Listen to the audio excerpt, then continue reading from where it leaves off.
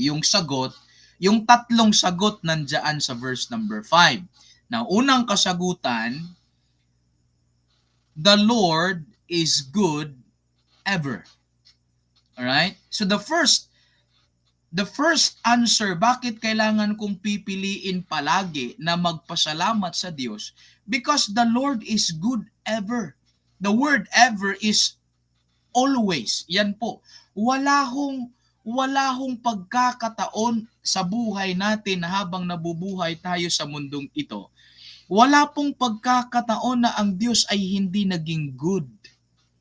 Sasabihin mo sa akin, Pastor, kahit may sakit ako, kahit may kahirapan ako, kahit may problema ako, kahit may mga kinakaharap ako na circumstances sa buhay, yes.